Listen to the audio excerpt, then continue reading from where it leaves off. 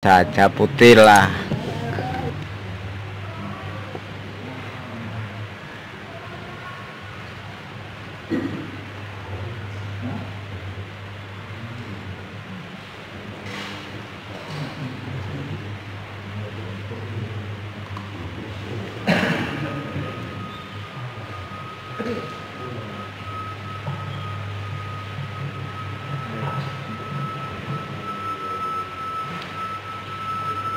Assalamualaikum warahmatullahi wabarakatuh.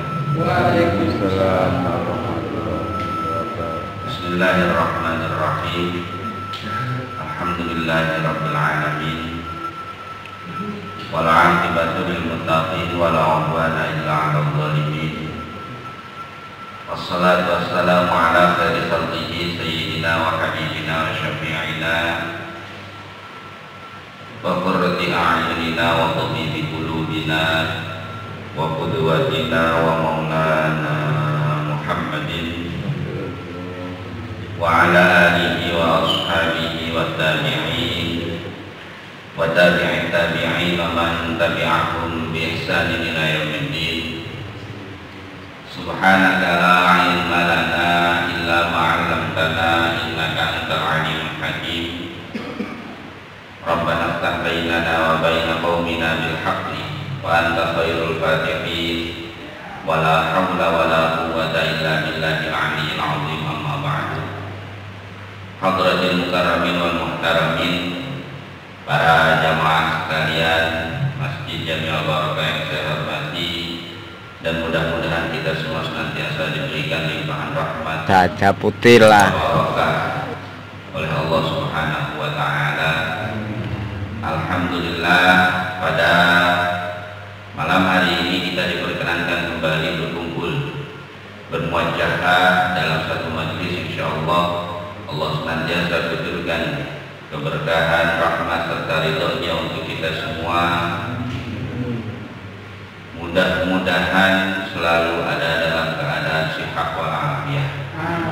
Salawat beserta salam marilah kita sanjungkan teruntuk baginda kita Nabi Agung Muhammad sallallahu alaihi wasallam beserta para keluarganya, para sahabatnya, para pengikutnya ila yaumil qiyamah. Para jamaah sekalian yang saya hormati dan mudah-mudahan dimuliakan oleh Allah Subhanahu wa taala. Ta'lim kita pada malam hari ini melanjutkan ta'lim yang kemarin tentang air. Kita masuk sekarang pembahasan hal-hal yang mewajibkan mandi. Qala al-mu'allif rahimahullah wa nafa'ana bihi wa 'ulumihi fid dini wad dunya wal akhirah. Bismillahirrahmanirrahim. Faslun mujibatul ghusli sittah. Ilajul hasyafa fil farji wa khurujul maniyyi wal haidu wan nifasu wal wiladatu wal maut. Pasal yang menjelaskan tentang kewajiban atau perkara-perkara yang mewajibkan mandi. Disebutkan di sini jumlahnya ada 6. Yang pertama adalah ilajul hasyafa fil farji, memasukkan hasyafa ke dalam farji. Ya, farji itu para jamaah sekalian, ini sifatnya adalah umum. Farji manusia, kelamin manusia ataupun kelamin bahimah, hayawan, sama-sama mewajibkan mandi. Lantas siapa yang diwajibkan mandi? Yang terkena taklif. Taklif itu, tuntutan itu ya manusia, hewannya tidak kena.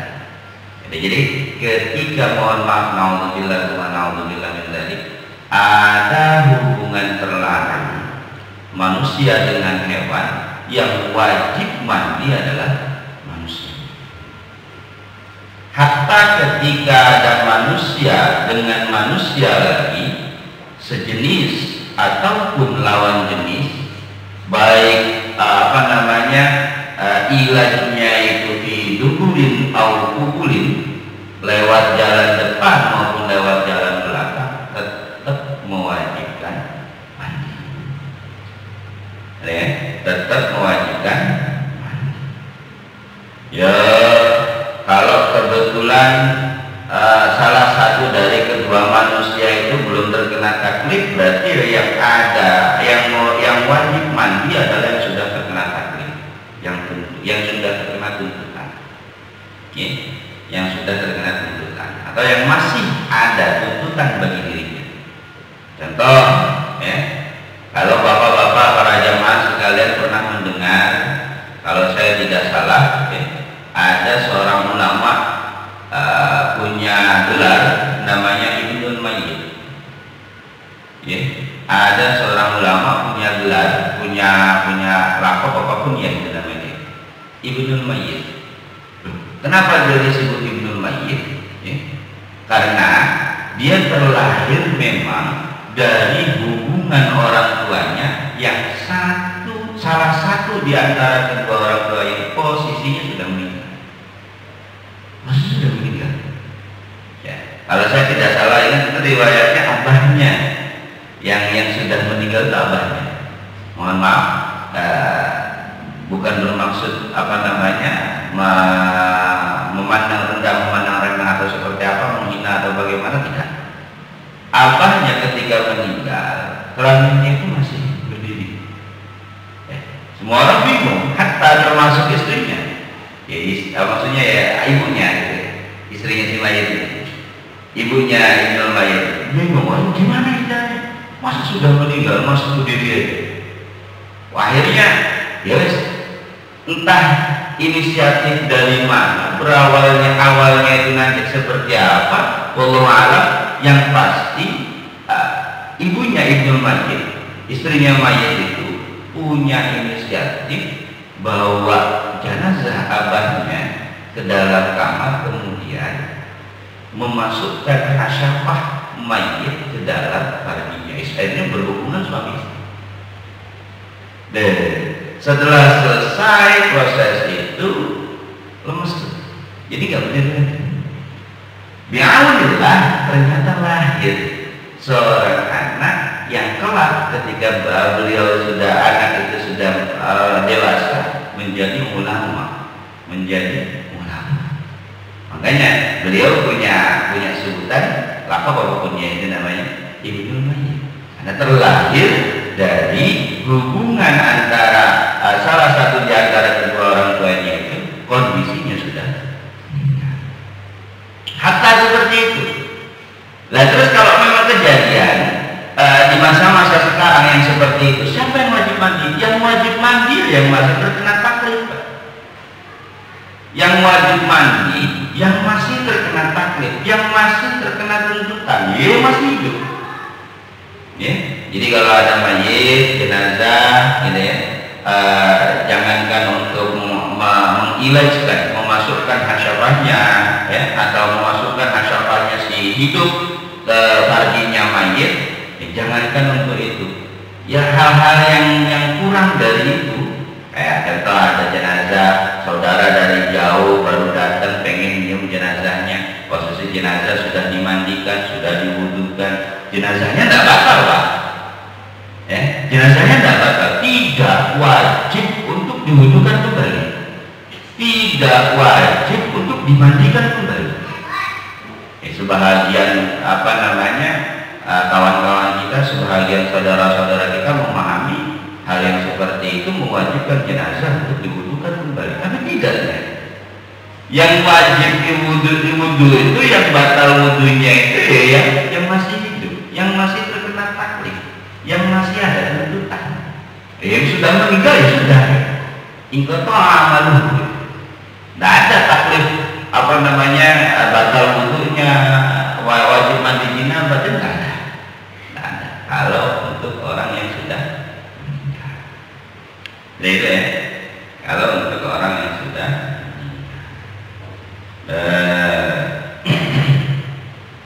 itu ilajul hasyafah fil farji fi ayyi farjin kana sawa'un kana qubulan ra'ah aw bahimah au duburahuma au dubura rajulin shaghirin au kabirin hayyin au mayyitin au dubura nafsihi, atau bahkan memasukkan hasyafah ke dalam duburnya sendiri, ya, memasukkan hasyafah ke dalam duburnya sobi, anak kecil, ya, laki-laki, ya, anak kecil, dimasukkan hasyafah dewasa, dimasukkan ke dalam duburnya anak kecil, laki-laki maupun perempuan, itu sama saja itu mewajibkan mandi bagi orang yang sudah terkena. Dan ya, bagi orang yang sudah terkena takdir. Yang kedua, khurujul mani, keluar sperma. Mani syaksi nafsah al-kharij minhu awwala marra fil yaqdah aw fil naum. Keluarnya mani, ya, maninya sendiri, al-kharij minhu awwala marra fil yaqdah aw fil naum, baik dalam kondisi sadar maupun ketika dia tidur, keluar mani wajib mandi, keluar sperma wajib mandi. Mimpi basah, keluar mandi wajib. Dalam keadaan terjaga, keluar mandi wajib, ya. Min tariqihi al-mu'tad mutlaqan aw min ghairihi, dari jalan yang memang jadi jalan awal, jalan asalnya sperma itu, atau min ghairihi, atau dari selain jalan al-mu'tad. Spermanya keluar bukan dari jalan biasanya, tidak melalui jalur yang biasa, ya, tidak melalui jalur. Ini ada pembagian dua, ya. Ghairil mu'tad, ini ada dua pembahasan, ada dua pembagian untuk sperma yang keluar dari jalur yang ghairil mu'tad, ya. Kalau al-mu'tad, jalur yang biasanya itu tertutup, insida dan aridon, ya. Insida dan aridon tertutup karena satu ilat, karena satu penyakit, jalurnya itu buntu karena satu penyakit, sehingga menyebabkan spermanya tidak bisa keluar melalui jalur biasa. Baru, bukan aslul khilqah, ya. Maka kewajiban mandi akan ada, taklif untuk mandi jinabat akan ada bagi yang ghairil mu'tad, sebab insida dan aridon, sebab ketutup dengan adanya ilat, atau sebab lain yang pasti bukan aslul khilqah, bukan asal penciptaan. Memang dari kecil, dari lahir, jalur keluarnya sperma itu sudah tertutup gitu. Dia awalnya terbuka, entah karena satu dan lain hal gitu, entah karena apa, dia insida dan air tertutupnya baru datang, bukan dari kecil, bukan dari lahirnya, bukan. Nah, kalau seperti itu, kewajiban mandi akan tetap ada. Syaratnya sperma keluar min sulbil rajul, syarat, ya. Atau watara idul markah, balung dada, ya, apa namanya itu,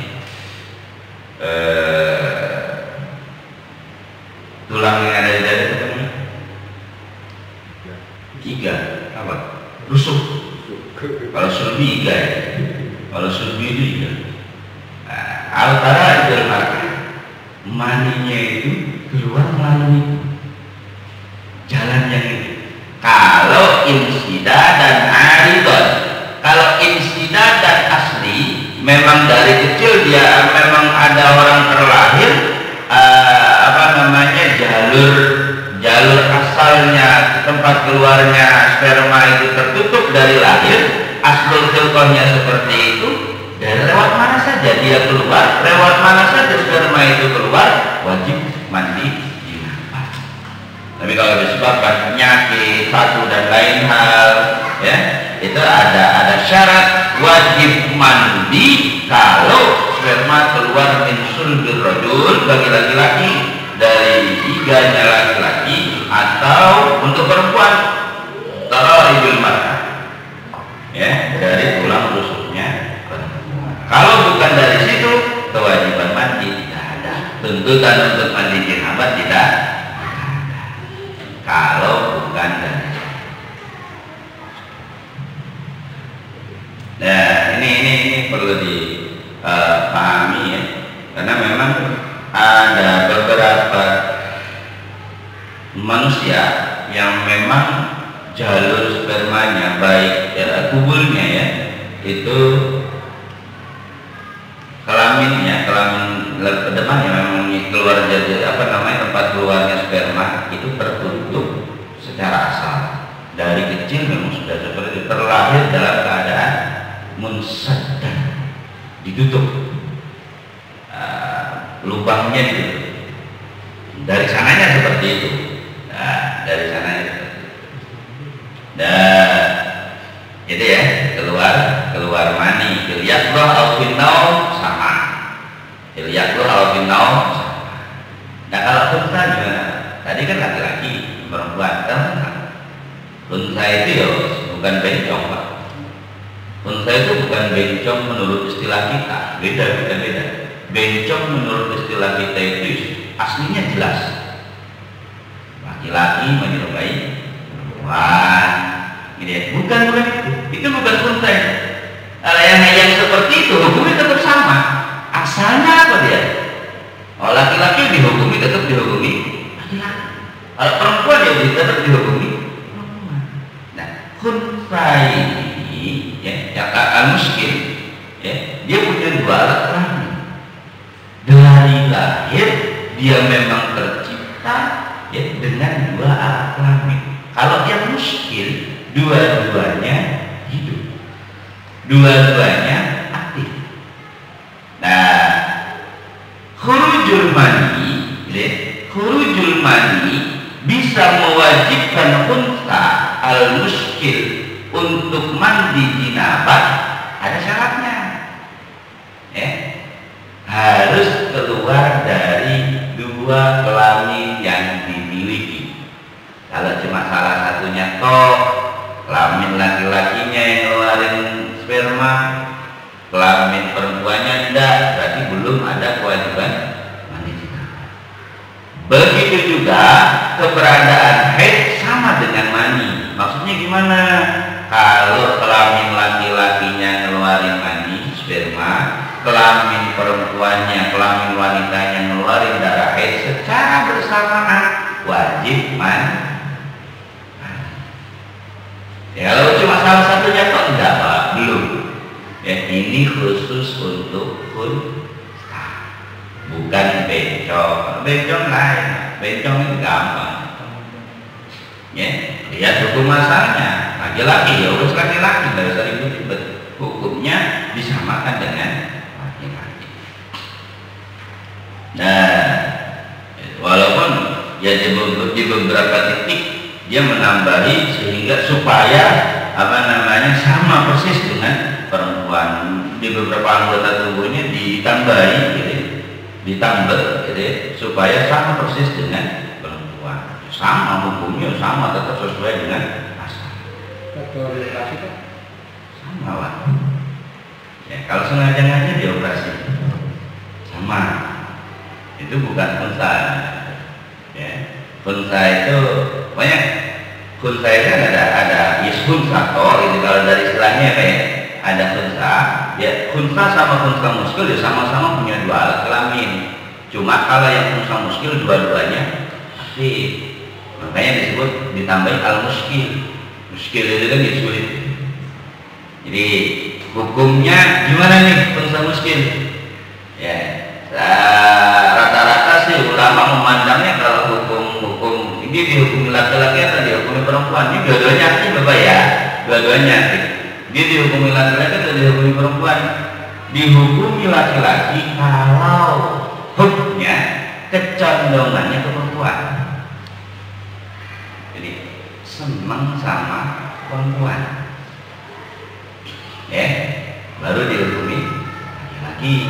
Tapi kalau senangnya sama laki-laki, berarti dihukumi perempuan. Ini dilihat dari keberadaan dia punya dua alat kelamin yang sama-sama aktif. Ini disebut miskin. Ya, kalau hasil operasi ya sama saja, berarti harus menambahi, gitu. Kalau hasil operasi, jadi bukan memang dari awal dia terlahir seperti itu, tidak. Tapi yang ada itu baru datang, memang ditambahi.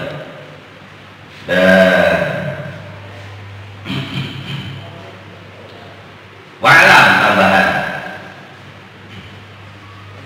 Anna khurujal mani mujibun lil ghusli sawa'un kana bidukhuli hasyafatin amla. Oke, sebelum ke situ ini satu hal yang perlu dibedakan istilah apa? Antara ghuslun dengan ghuslun. Ya. Ghuslun dengan ghuslun. Ini jangan sampai keliru ini. Ya. Kalau kata-kata, kalau melihat, Bapak melihat, kita melihat ada kata yang tersusun dari 3 huruf ghaib, sin, lam, terus dinisbatkan kepada sebab. Sebab itu maksudnya Jum'ah, misal ada tulisan ghuslul Jum'ah atau ghuslul Jum'ah, ghuslul apalagi itu badan atau ghuslul apa, itu yang akhir sah ghaibnya di domah. Jadi ghuslul Jum'ah bukan ghuslul Jum'ah. Artinya apa? Ghuslul Jum'ah mandi karena melaksanakan kesunahan Jum'ah.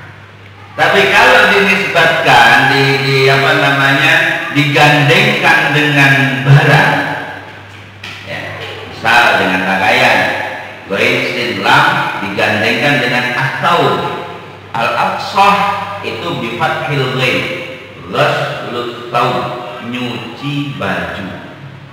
Nyuci dengan mandi itu istilah Arabnya cuma dibedakan dengan harkat saja antara ghuslun dengan ghuslun. Kalau ghuslun itu mandi, kalau ghuslun itu nyuci.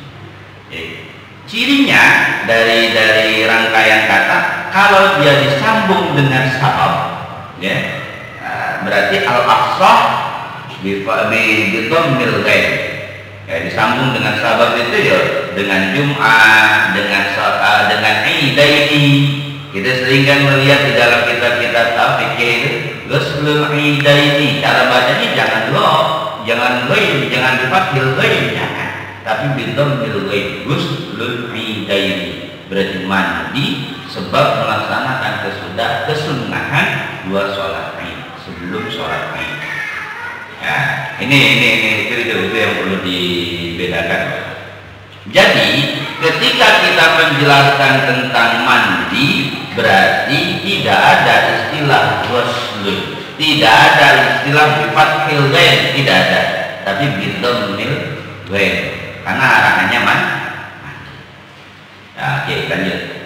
Anna khurujal mani mujibun lil ghusli sawa'un kana bidukhuli hasyafatin amla wa dukhulul hasyafah mujibun lah sawa'un hasala mani amla. Keluar mani, Pak, keluar sperma ini tidak sama dengan ilajul hasyafah fil farji. Keluar sperma walaupun keluarnya itu tidak dihasilkan dari proses ilajul hasyafah, memasukkan hasafah ke dalam farji, kelamin laki-laki kepada kelamin perempuan, ya, walaupun tidak sebab itu dia keluar mani, tetap wajib mandi jinabah. Takhayul, ngayal, takhayul itu ngayal. Ya, kita kan sering mengistilahkan tahayul itu dengan hayalan, awalnya muncul dari hayalan. Tahayul itu gak begitu, jangan percaya, hayalan. Takhayul istilahnya. Beda dengan tafakkur. Tafakkur, takhayul beda. Takhayul itu lebih ke hayalan nggak berbobot gitu. Kalau tafakkur jelas ada bobotnya. Ya, kalau tafakur jelas ada bobot. Mikir-mikir, ya. Mikir-mikir evaluasi diri sendiri, mikir-mikir tafakur tentang alam semesta. Itu bobotnya luar biasa. Takhayul beda dengan takhayul beda. Nah, jadi kalau keluar mani sebab takhayul, keluar mani, keluar sperma sebab nazarah, melihat, nonton, ya. Keluar mani sebab ikhtilaf, ya, atau sebab-sebab yang lain yang bukan ilajul hasyafah fil farji, yang bukan memasukkan hasyafah ke dalam farji, itu sama saja, sama-sama mewajibkan mandi janabah. Begitu juga dengan ilajul hasyafah fil farji, baik keluar mani atau tidak, keluar sperma atau tidak, tetap mewajibkan mandi janabah. Tetap mewajibkan mandi janabah. Hatta hanya mohon maaf cuma digesek-gesekkan kok, nggak keluar mani. Cuma digesekkan nggak keluar, tetap wajib mandi janabah. Tetap wajib mandi janabah. Ya, dah. Itu tambahan. Yang selanjutnya, yang ketiga adalah haid. Nah, ini haid untuk perempuan saja. Haid itu apa sih, Pak? Damun tabi'atun yakhruju min aqsa rahmil mar'ah fi awqatin makhsusatin. Dan darah yang memang sudah biasa, tabi'ah, sesuai dengan tabiat kewanitaannya, ya, sesuai dengan tabiat khilqahnya, penciptaannya, yang ruju min aqsa rahmil mar'ah fi awqatin maksusah, keluar, ya, dari aqsa rahim, ya, rahim perempuan yang paling dasar. Sumbernya darah haid itu dari dalam rahim, ya. Rahim itu kan gambarannya kalau saya baca di dalam Kasyifah itu, Pak, mulutnya kecil, ya, mulutnya kecil, tapi jauhnya isinya gede, jadi bisa mengembang sesuai dengan isi yang ada di dalam rahim itu sendiri. Jadi kalau bayi itu, ya, berawal dari ketik kempel, darah kempel, ya, darah yang kental, terus kemudian jadi daging apa namanya, empel gitu, ya, terus berkembang makin besar, ya. Janinnya di dinding rahimnya itu mengikuti volume, mengikuti kebesaran yang ada di dalamnya. Jadi kalau yang ada di dalamnya kecil ya kecil, yang ada di dalamnya besar ya besar. Tapi kalau mulutnya itu kecil, mulut rahim itu kecil, ya. Mulut rahim itu kecil. Nah, haid ini muncul, ya, darah yang muncul dari aqsa rahmil mar'ah. Jadi lapisan dinding rahim yang paling bawah munculnya. Nah, kalau istihadah beda. Kalau istihadah itu dari uratnya, Pak, dari urat rahim. Makanya dia disebut fasad. Urat rahim kenapa bisa mengalirkan darah? Ya karena ada ilat, karena ada penyakit. Ya. Nah, ini disebut fasad. Beda ya dengan haid. Darah haid memang dari dalam rahim. Tapi kalau istihadah ini dari urat yang ada di rahim, pada dinding rahim. Ya, itu bedanya. Kalau dilihat dari sumbernya beda. Dan haid ini keluar di awqatin maksusah. Jadi Bapak, wanita itu macam-macam. Ini serius ini. Saya dari beberapa literasi, ya, dari beberapa referensi yang saya baca tentang kaitan tentang siklus haid, wanita itu macam-macam. Orang Indonesia galiknya memang 7 hari, galiknya keluar darah 7 hari. Tapi ada, Pak, yang keluar darah sampai 9 hari, kelayaknya orang Arab ada. Yang keluar darah sampai 10 hari ada, atau bahkan lebih juga ada. Nah, siklusnya beda, teknis keluarnya beda. ada yang dicicil. Ya. Tanggal 1 dia keluar 1 jam, berhenti. Dia keluar dari tanggal 1 nih, keluar 1 jam, jam 7 sampai jam 8. Jam 8 berhenti, manfaat tes. Terus sampai tanggal 2 jam 9, keluar lagi 1 jam. Berhenti. Sampai jam 10 itu berhenti manfaat. Nanti sorenya jam 5 keluar lagi sampai jam 6. Ada yang dicicil kayak begitu. Nah kalau dicicil kayak begitu, potongan-potongan yang tadi 1 jam awal, 1 jam kedua, 1 jam ketiga, itu belum bisa disebut haid. Belum Pak. Ya kita punya anak rawan nih, baru gede. Istilahnya pengalaman pertama ya haid, bisa jadi siklusnya bisa jadi dicicil kayak begitu. Hati-hati. Makanya bapak kita berkewajiban nih, kita sebagai orang tua berkewajiban, apalagi yang punya anak perempuan, wajib hafal tanggal lahir anak, jam lahir anak dalam hitungan hijriah. Nah, ketika anak keluar darah, dia nanya ke kita, Pak, ini darah apa ya? Bingung kita. Kamu umur berapa? 9 tahun. Tapi patokan Masehi, tidak bisa Pak. Ya, kita menjadikan patokan hitungan tahun Masehi sebagai landasan hukum untuk menentukan jenis darah apakah itu haid ataupun bukan, tidak bisa kalau patokannya Masehi. Patokan usia wanita, minimalnya wanita keluar haidnya pakai hijriah. Perputaran waktu di dalam hijriah beda.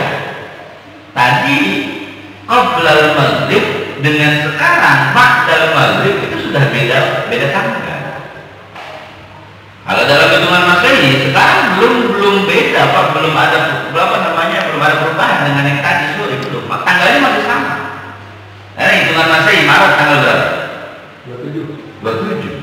Ya, 27. Malam ini masih 27. Sampai jam 12. Nah, hijriahnya Pak tanggal berapa?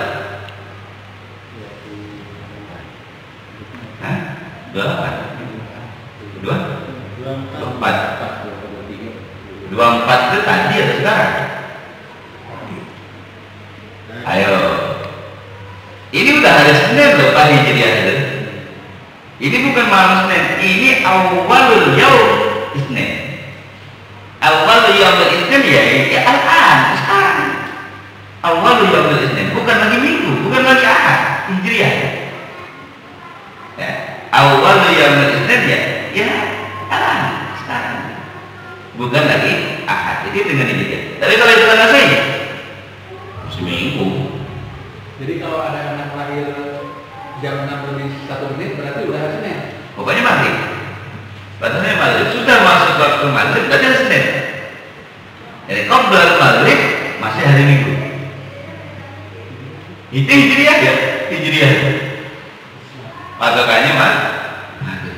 Nah, apalagi yang punya anak perawan, ini kudu hafal, kudu tahu betul anak kita itu lahir tanggal berapa, bener enggak? Disesuaikan dengan jamnya. Lahirnya jam berapa? Malam Senin jam 10, ya bukan lagi tadi. Bukan lagi pakai hitungan tanggal tadi 23 misal tadi itu Minggu 23, Senin 24, lahir jam 10 itu maksudnya 24. Bahkan hatta ketika sudah masuk waktu maghrib, sesaat setelah masuk waktu maghrib cepat lahir, hitungannya sudah lain Minggu tapi hari Senin, sudah bukan Minggu tadi hari Senin. Itu apa katakannya maghrib? Itu harus apa? Wajib. Kalau menurut paham saya wajib. Setiap orang tua harus hafal minimal. Kalaupun tidak hafal, makin banyak anaknya mungkin punya catatan. Punya catatan yang dalam hitungan hijriah. Supaya mudah. Ketika anak nanya, Pak ini darah apa ya? Usia berapa ya? Oh minimal wanita keluar haid 9 tahun. Kurang 15 hari, lebih sedikit kalau saya tidak salah istilah dalam apa namanya literatur tentang haid. 9 tahun kurang 15 hari, lebih sedikit. Berapa itu? 9 tahun kurang 15 hari lebih sedikit, yes, lebih kurang 15 hari lebih sedikit, ya sekitar 8 tahun 75 bulan. 8 tahun 75 bulan. 75 bulan. Banyak ya Pak? 75 bulan. Minimum ya?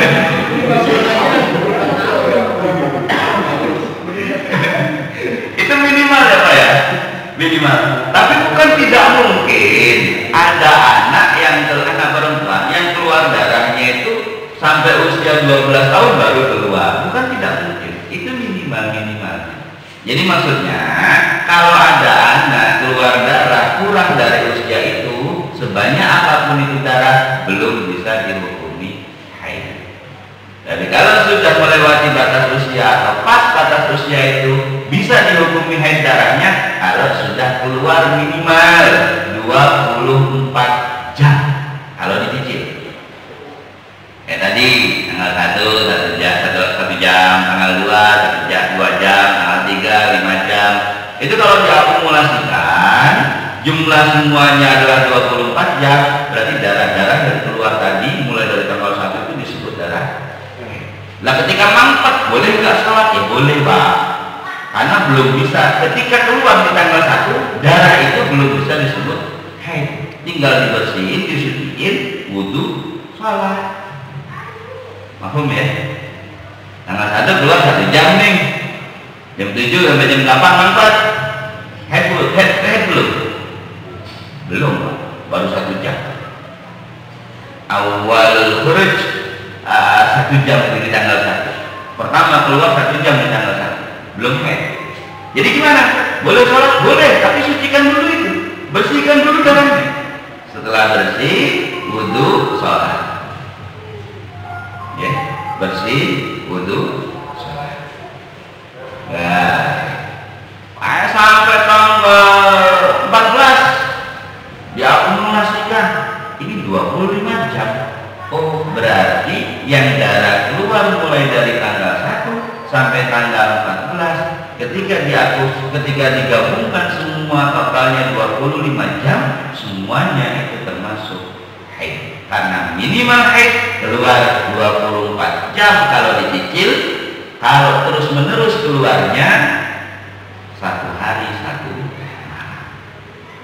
Beda Pak, kalau istri kita Pak ya, itu siklusnya bisa acak-acakan kalau kita kurang ngasih uang belanja. Serius. Iya Pak, karena siklus haid itu amat sangat erat kaitannya dengan pikiran. Ya, kalau pikirannya acak-acakan nih, kita nggak pernah pulang, sekalinya pulang cuma tidur, ngasih uang belanja cuma 100-200 sebulan, mending kasih kita 2 juta lebih, 100-200 sebulan, banyak utang, warung sini utang, warung sini utang, ruwet, cucian numpuk, setrikaan numpuk, ruwet, anak bandel dan gitu. Bukan bandel sih ya, anak aktif gitu. Bingung itu. Coba kalau kita diposisikan seperti itu, udah kayak gimana? Tahu kan? Kalau pikiran istri ruwet, kemungkinan besar siklus haidnya juga acak-acakan. Bisa jenis acak-acakannya itu bisa dari harinya, tidak tetap, dia punya siklus haid yang mutahayyirah, yang membingungkan. Jangankan orang lain, dirinya sendiri pun bingung. Jadi setiap bulan itu kadang 3 hari, kadang 7 hari, kadang 9 hari. Jadi nggak mesti, nggak tetap. Mutahayyirah itu. Jenis mutahayyirahnya membingungkannya itu dari lamanya keluar darah. Bisa juga normal sih kalau harinya 3 hari setiap bulan, 3 hari, 3 hari, 3 hari, 3 hari. Tapi mutahayyirahnya dari warna darah. Darah itu ada 3 pembagian, ada darah kuat, ada darah sedang, ada darah lemah. Itu bisa diidentifikasi dari warna darah. Dari derasnya juga bisa diidentifikasi. Warna darah boleh lemah, tapi kalau ngocornya deras bisa jadi dia kuat. Jadi ada beberapa poin yang jadi penilaian. Panjang lebar Pak kalau kita bahas darah ya. Padahal ya begitu. Kita kita nggak ngalami. Ya, nah, wes lah, nanti habis buat head itu apa? Ya, insya Allah nanti lah pada babnya, khusus tentang babnya kita bahas ya.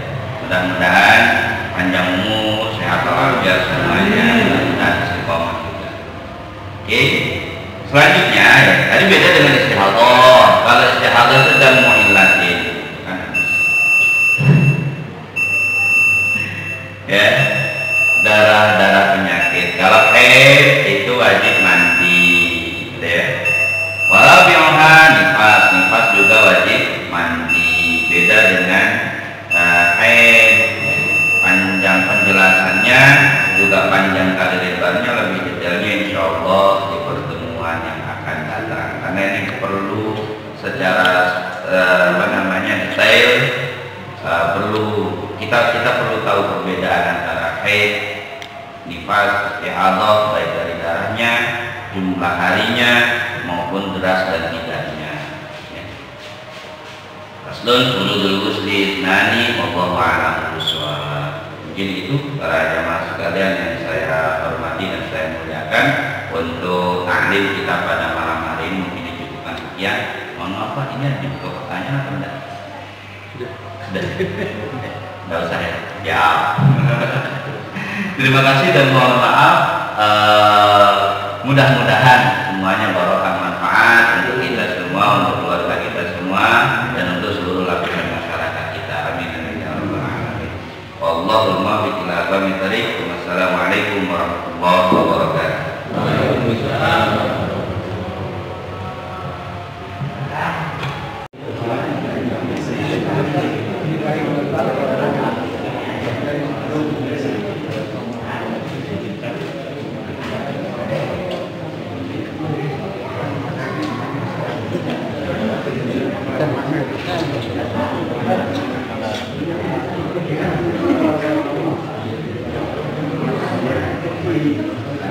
Jangan tengah-tengah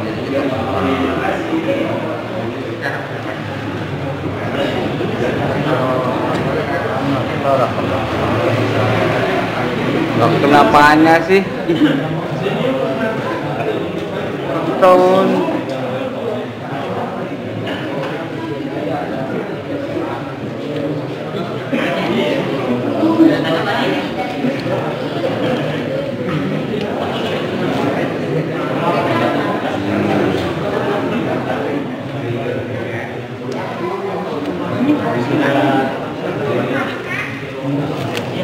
ya.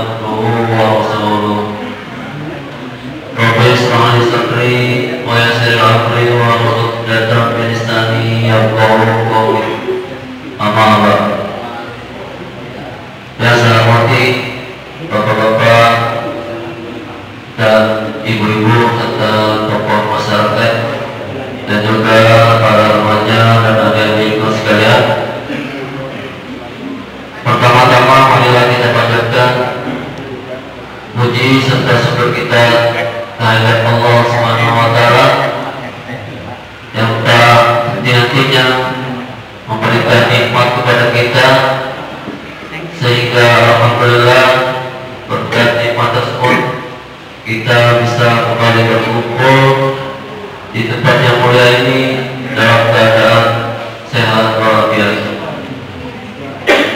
Salawat beserta salam tak lupa senantiasa kita curahkan kepada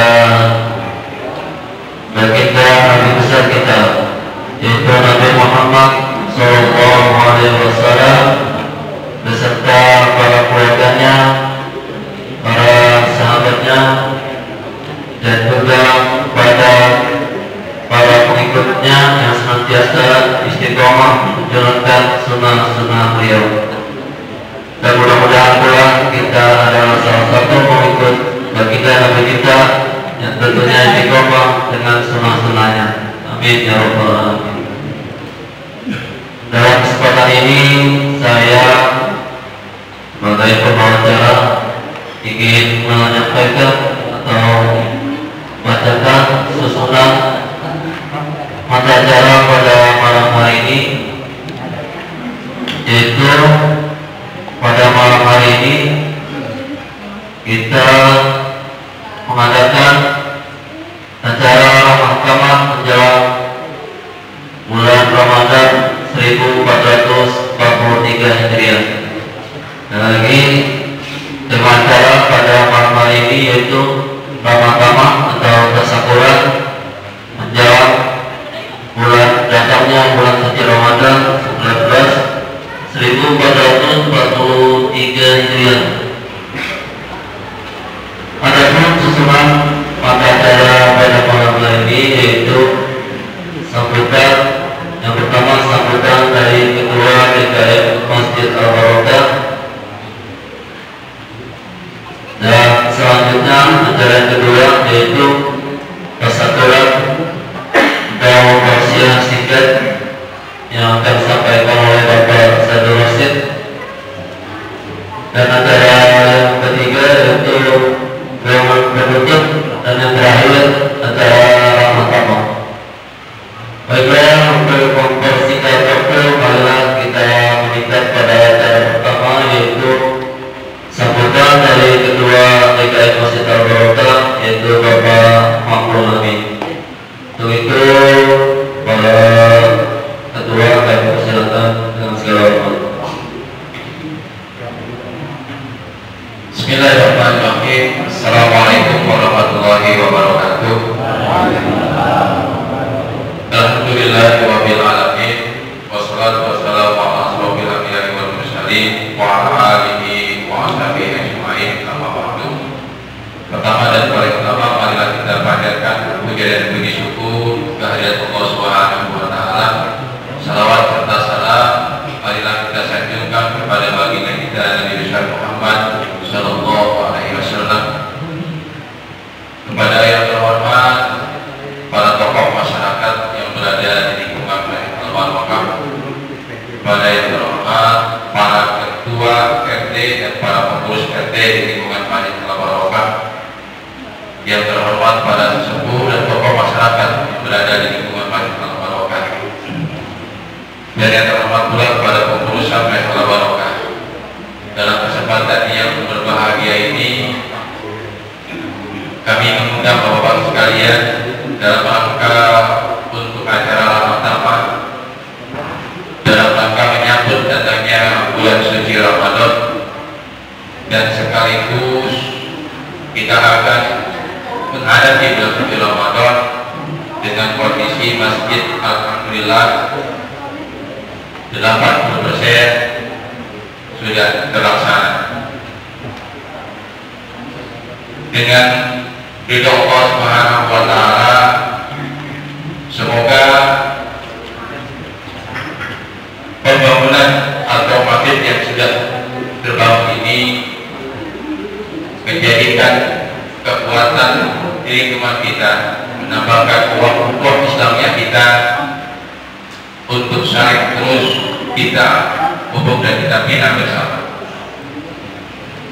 Dan kami atas nama pengurus Masjid Al-Barokah dalam menyambut datangnya bulan suci Ramadan, mohon dibukakan pintu maaf yang seluas-luasnya, baik dalam bentuk sabar dan acara kegiatan dalam 1 tahun ini kami fokuskan untuk merenovasi Masjid Al-Barokah. 10 bulan masjid ini sudah kita renovasi bersama. Alhamdulillah, dengan dukungan daripada jamaah dan warga masyarakat di lingkungan Daud 3 dan warga Peru Suraditau, alhamdulillah apa yang kita inginkan bersama bisa terwujud dengan kehendak Allah Subhanahu wa taala, walaupun tidak sesempurna yang kita inginkan bersama. Bapak-bapak dan anak-anakku sekalian, dalam kesempatan pagi ini sekali lagi saya berterima kasih kepada para tukang yang 10 bulan sudah menemani kita bersama untuk membangun Masjid Al-Barokah. Besok tidak ada pekerjaan lagi, jadi mulai minggu ini pekerjaan Masjid Al-Barokah untuk sementara kita hentikan dalam rangka menyambut datangnya bulan suci Ramadan. Kondisi ini tentunya akan membuat kita semua lebih fokus untuk beribadah kepada Allah Subhanahu wa taala. Guna perapian pun nanti insyaallah kita akan lanjutkan selepas nanti datangnya Idul Adha. Moga-moga 3 bulan kemudian setelah Idul Fitri lanjutkan kembali dengan Idul Adha. Insyaallah akan kita lanjutkan kembali bila ada keinginan kita bersama. Bapak-bapak dan jamaah sekalian, kita bisa lihat sampai manakah pembangunan kita yang sudah kita laksanakan. Oleh sebab itu sekali lagi pada para pengurus RT yang telah mengikut sertakannya, yang telah memberikan segala-galanya kepada kami, baik itu rezekinya, makannya, minumnya, sehingga bisa terlaksana. Dalam 10 bulan ini alhamdulillah pelaksanaan pembangunan tidak ada halangan apapun. Alhamdulillah tukang-tukang kita diberikan kesehatan oleh Allah Subhanahu wa taala. Dan segala kegiatan pun apa yang kita inginkan dari jamaah sekalian bisa terlaksana. Oleh sebab itu malam yang baik ini adalah malam kita untuk bersyukur pada Allah Subhanahu wa taala. Dengan segala kekurangan dan kerendahan hati, saya sebagai pengurus DKI Masjid Al-Barokah mohon maaf sebanyak-banyaknya bila mana dalam segala hal tentang apapun yang diberikan jamaah kami tidak buka whiteboard untuk ditulisnya, tapi kita yakin bahwa apa yang kita lakukan kita telah berikan inilah bahwa semuanya apa yang Bapak Ibu berikan kepada kita untuk hingga terlaksana pembangunan ini dapat kita lihat bersama. Mungkin itu yang dapat kami sampaikan, dan nanti juga kami minta saran dan pendapat dari Bapak sekalian. Lantai atas sudah bisa kita gunakan untuk sholat tarawih. Insyaallah saya minta pendapat kepada jamaah sekalian, baiknya lantai atas nanti sholat tarawih itu buat jamaah laki-laki atau jamaah perempuan. Oleh sebab itu dalam kesempatan yang baik ini nanti kita akan sepakati bersama untuk siapakah lantai atas kita gunakan, agar nanti dalam pelaksanaan sholat sunnah tarawih dan yang lainnya tidak tidak saling berebut. Kalau sudah disepakati bersama untuk lantai 2, misalkan untuk ibu-ibu atau perempuan kita sepakati bersama, berarti kita ada di bawah lantai dasar sampai ke belakang. Kalau nanti disepakati bersama, itulah jalan keluarnya dan kesempatannya. Kemudian tentang aktivitas kegiatan Ramadan, kami belum punya planning, mengingat 2 tahun yang belakangan kita sama-sama tahu bahwa Masjid Barokah ini tidak ada kegiatan apapun dalam menyambut bulan suci Ramadan. Tapi ada keinginan untuk kita akan mengadakan tadarus bersama dan buka puasa bersama menjelang buka puasa bersama tadarusan di awal akhirat sholat asar jam 5 sampai dengan buka puasa kita bersama. Kalaupun itu disepakati oleh para ketua RT dan para jamaah sekalian.